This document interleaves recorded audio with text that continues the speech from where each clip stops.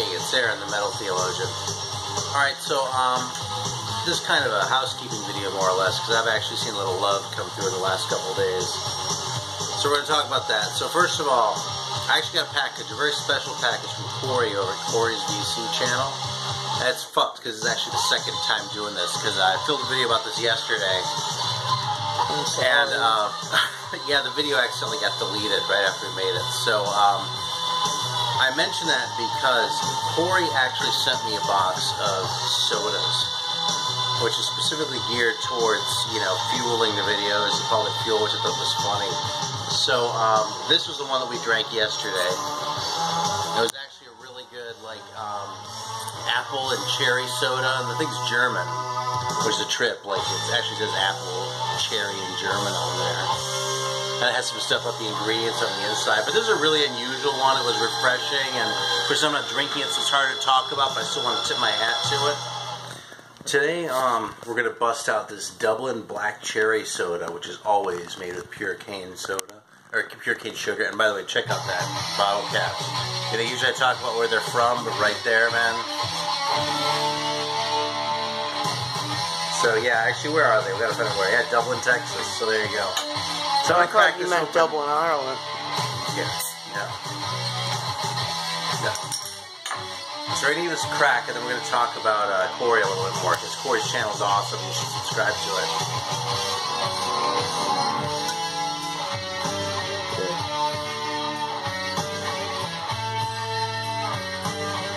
Wow, it says cherry soda, but this is unusual. It's really rich. I don't know if I would have pegged this as a cherry, in fact. It's cherry like in the same way that Dr. Pepper is like cherry.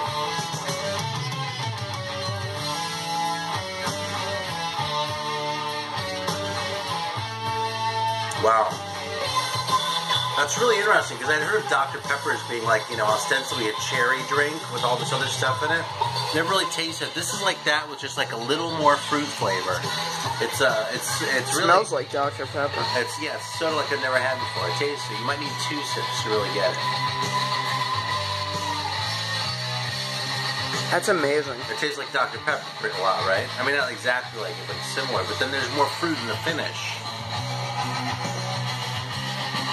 That's funny, the carbonation's coming out of Spencer's nose. I can see it. Not like literally, like the bubbles, but...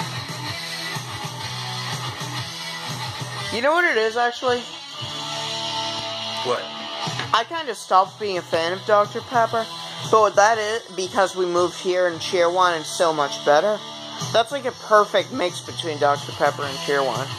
Yeah. I can see that. I don't know if I would have quite said that myself, but I can see that. There's a little of that sort of Cheerwine edge. But that's great. I want to order more of that if we can. Anyway, so here's what you should know about Corey, okay? Corey's channel is awesome anyway, okay? He makes, like, baloney videos like this. He's talking about records, like we all like to do, and those are fun to watch, okay?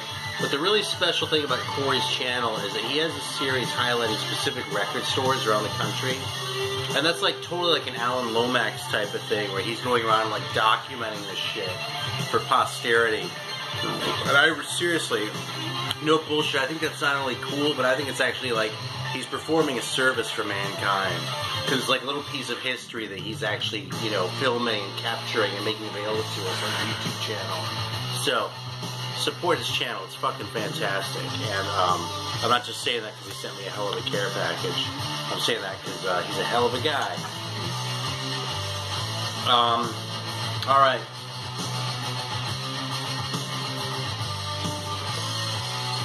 So right now we're listening to Attacker Battle at Helm's Deep. So there's like a little sort of interlude. I'll show this fucking thing off real quick, because it's great. Look at how good that cover is, man. It's fucking so classic. And there are these awesome guys. And a song called Kick Your Face. And Helm's Deep is misspelled. That's right. Oh, and Slayer's Blade, that's my other favorite on there. And if you want to play one of Bip Bop Boom's games here, you can count the Italians. So they are from Hoboken, New Jersey. So you got Luke Ciarlo, Pat Martinelli, and Michael Sabatini. So there you go. That is a fun game, actually. Alright. So moving on, I also got a little pack in the mail today from our very own Metal Ron, whose channel you should all subscribe to because it's a fun channel. He shows records too. We don't always listen to the same stuff. He likes the doom stuff a lot more than I do. Of course, it's the same with any big channel, right? I mean, there's shit that I like. I don't know that he's into jazz the way I am either. But it's a fun channel to watch too. And to tell you the truth, one thing I kind of appreciate, even though we're not quite on the same wavelength as this, is Ron's faith videos. Because if you do, if you're willing to put yourself out there, sincerity always gets tons of points with me. And so, even though it's not the sort of thing I would do, I appreciate that he has the balls to do that. So, there you go, hats off. That's someone else you should subscribe to right there. Oh man, here we go. So here we go. Oh man. Alright, well here's what we got from Ron. We got a copy of Between Heaven and Hell from the Res Band. Right there.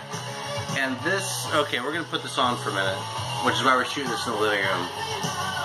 This is actually my very first Helix record.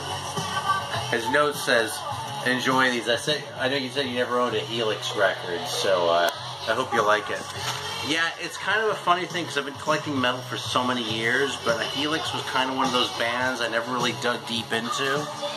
So we're going to find out right now if I like Helix or not. I'm going to feel bad if I really hate it. Alright, I'm exaggerating a little bit. I'll still sleep okay.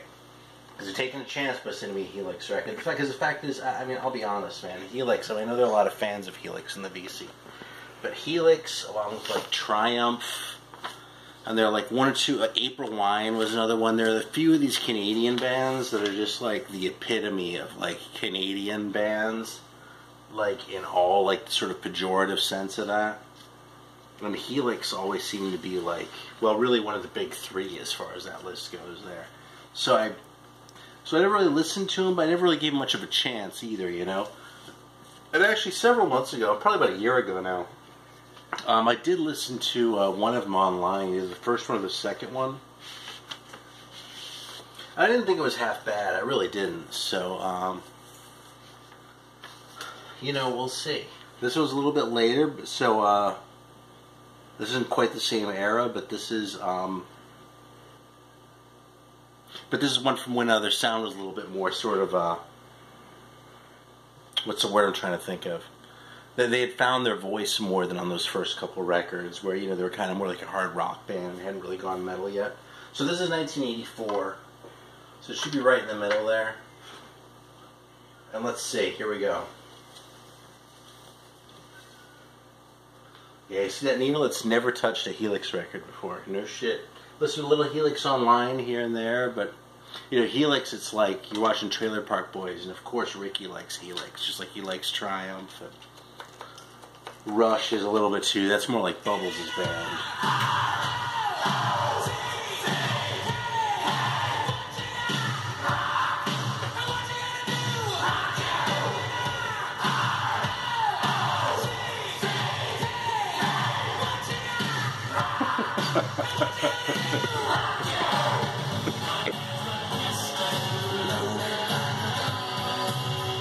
There they are, man. Brian Vollmer, I know one of our guys is friends with him. It's so funny, man. This really isn't bad, though, man. I mean, it's not tremendous, but it's pretty enjoyable. Yeah, let's bump into the next song.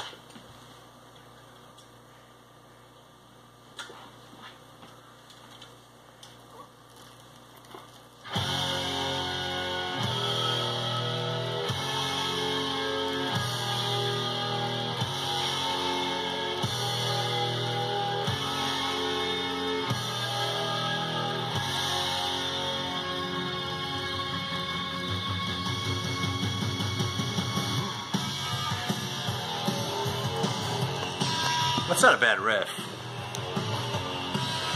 It's an unusual shape of riff, you know what I mean? Yeah, I'm totally gonna play this fucking Helix record.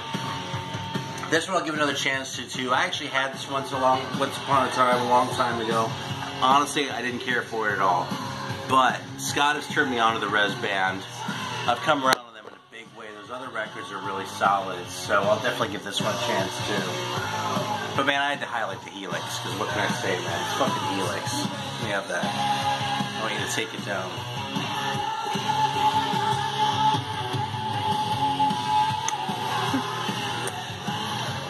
I'm totally enjoying this, man. I'm being won over on this. Now, I reserve the right to come back around and go, oh man, Helix. But right now, I'm totally digging it, and I definitely appreciate the package. So thank you very much, Ron.